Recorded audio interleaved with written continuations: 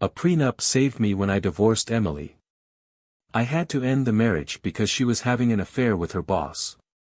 His name was Mike, just like mine, which didn't help the situation, but the prenup did. After my father passed away unexpectedly, I inherited a lot of wealth. At the same time, I was thrust into running his massive construction company. I had been working as a middle manager in the company, learning the ropes to eventually take over. When he died, I suddenly became the boss, needing to learn everything quickly to keep the business afloat. For about 6 months, I traveled extensively, meeting suppliers and clients to establish myself as the familiar face they were used to with my father. This hectic schedule took a toll on my marriage. Emily and I had been together for 12 years, and we had a 10-year-old daughter, Teresa, who was the light of my life. I found out about Emily's betrayal in the most mundane way imaginable, by coming home unannounced. The divorce process was swift, but I lost custody of Teresa. This happened a long time ago, which is why my story may sound detached. I never remarried, knowing that managing the company properly would leave little room for family life. Emily eventually married Mike II and settled into a comfortable life, not wealthy by my standards, but decent. Things were cordial between us until Emily became hostile and made it nearly impossible for me to see Teresa. Emily packed Teresa's schedule with endless activities, piano lessons, softball, dance, and tennis, making it nearly impossible to arrange visits without disrupting something. Whenever I made Teresa miss an activity, Emily accused me of being selfish and inconsiderate of Teresa's future. Frustrated, I decided to step back. Through my lawyer, I sent Emily a letter saying I'd leave visitation entirely up to them. I promised to show up whenever Emily or Teresa called but wouldn't initiate plans myself. All I wanted was my 4 days a month with Teresa. Over time, those visits dwindled to just 1 day a month. In the last 4 years, I've seen her only about 8 times. When Teresa turned 18, I stopped paying child support, not because I was legally required to, but because I sensed she had no interest in maintaining a relationship with me. She was her mother's daughter, judging me harshly as her father.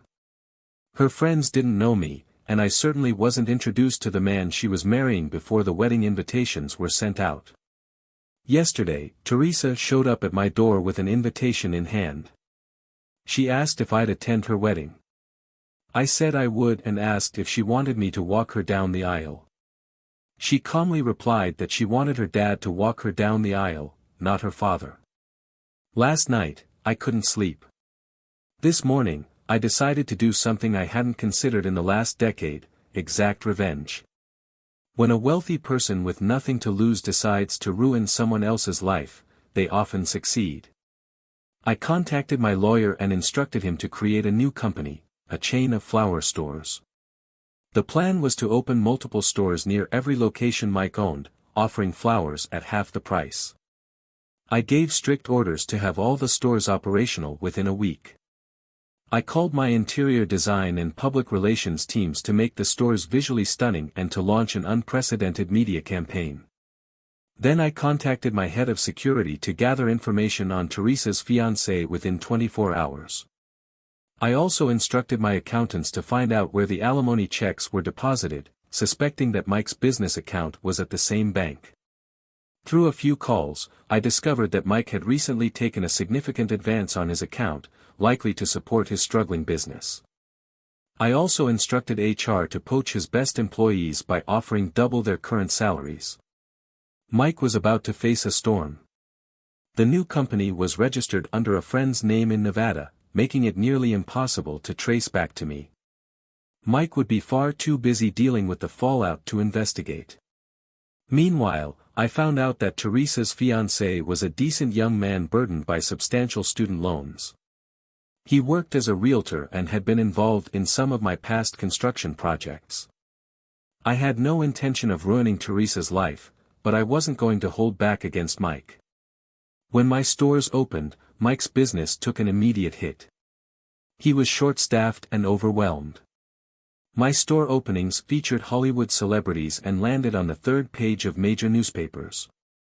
Within 3 days, Mike's business was in a downward spiral. One morning, I woke up to find Emily and Teresa at my door. Emily confronted me, furious. "Are you selling flowers at half price just to ruin Mike? What's wrong with you?" she shouted. Teresa chimed in, accusing me of destroying their lives. For the first time in years, I felt something other than anger. I felt sadness. I told Teresa, "Yes, I have money, and I used it to take his business. But tell me, how is that any different from what he did to me? He had time, and I didn't. He used that time to take away my wife and daughter.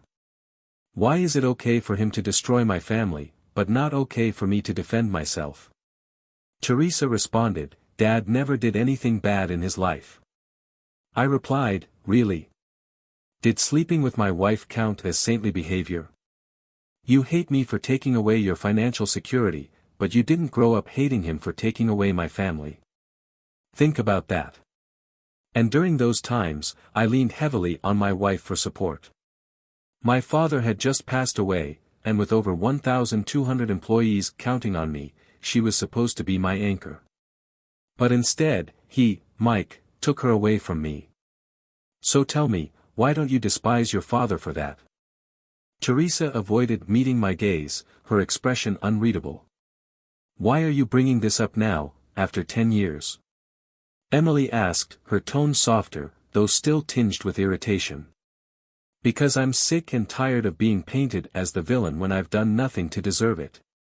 If I'm going to be branded as the bad guy, then I might as well live up to the title. I should have fought harder for Teresa. I should have known better than to assume you would put her needs above your own.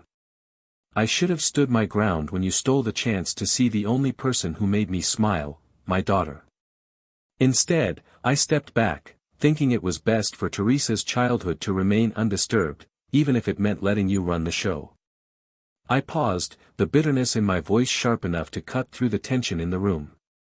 "I should have gone after that cuckolded bastard and ruined him.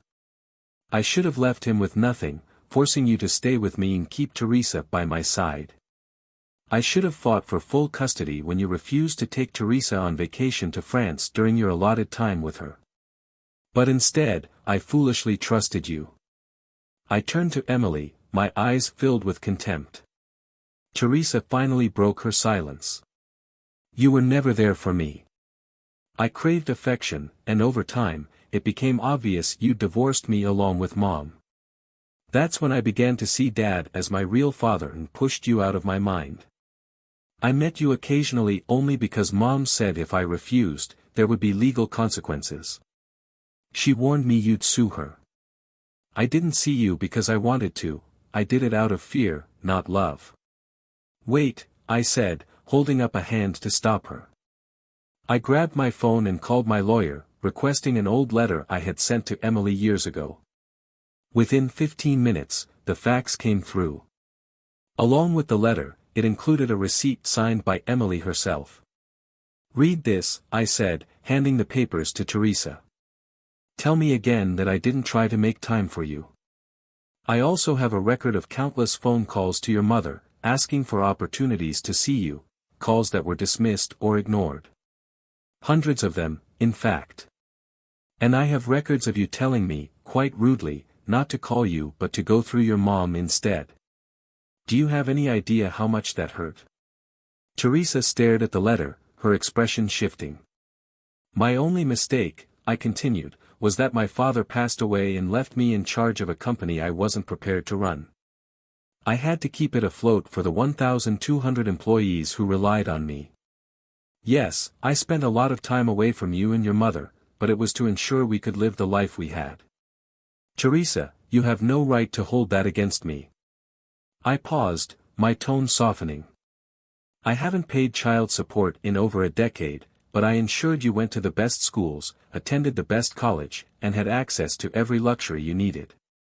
And yet, you used the credit card I gave you, meant for your campus expenses, to fund plane tickets for your mom and Mike to visit you.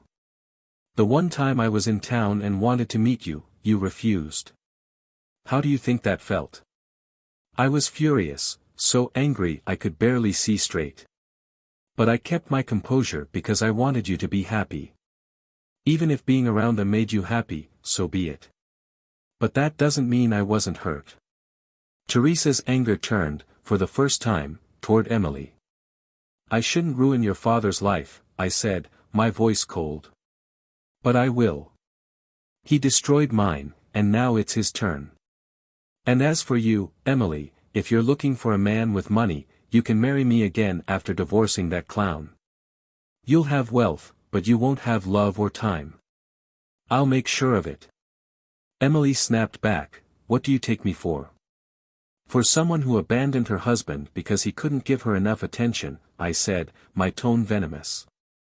Emily's face flushed with indignation as I continued, a man is supposed to provide two things for his wife, money and time. I provided the money, but because I couldn't give you enough of my time, you betrayed me.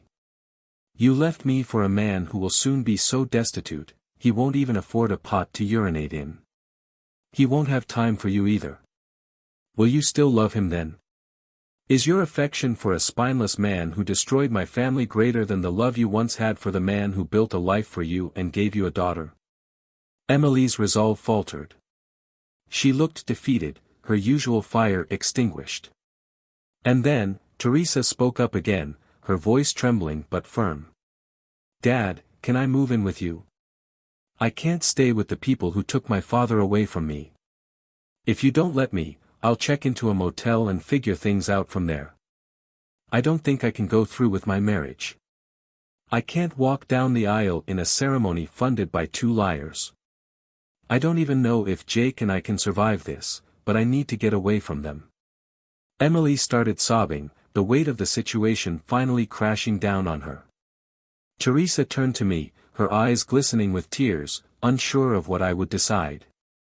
I softened, my anger momentarily giving way to paternal care. Teresa, you can move in with me today. Gather whatever you need from here. I'll wait while you pack. She left to pack her belongings, leaving me alone with Emily. By now, Emily looked utterly defeated, her confusion and pain etched into every line of her face. Finally, she spoke. Do you hate me that much? I stared at her for a moment before answering. Did you ever give me a reason not to? All I ever wanted was a normal life for me and my daughter. Our daughter, she corrected quietly. Yes, our daughter, I said sharply. And in your quest for normalcy, you forgot what's truly normal. It's not normal for a father to cry himself to sleep because his daughter thinks he's a monster. It's not normal for a husband to lie awake at night, convinced he's failed his family. And it's certainly not normal to find your wife in bed with your boss. Where, in your so-called normal life, was anything normal to me? Tears streamed down her face as I continued. You destroyed everything. My marriage, my relationship with my daughter, my trust in people, all gone. I haven't had a single fulfilling relationship in 10 years. You shattered me, Emily. Completely. Emily's voice was barely above a whisper. I guess I was so selfish that I didn't see the pain I caused you. You're still selfish, I shot back, for letting yourself off so easily. There were 4 lives in this equation, mine, yours, Teresa's, and Mike's. And look where we are now. Mike's heart couldn't take the strain, Teresa has lost everything she believed in, I became a bitter, vengeful man, and you're left with a husband who has no health, no wealth, and no time for you. Congratulations, you've managed to ruin 4 lives. Emily sobbed quietly, unable to refute my words. I took a deep breath and softened my tone. But there's still a chance to make things right. Teresa deserves better. If you're willing to put her happiness above your pride for once, I'll fund the entire wedding. The only condition is that you and Mike must not be present on her wedding day. If you agree, I'll make sure Teresa gets her happy ending. Emily nodded through her tears. I'll do anything for Teresa. I felt no satisfaction in her misery. I only felt relief, knowing my daughter might finally have a chance at happiness.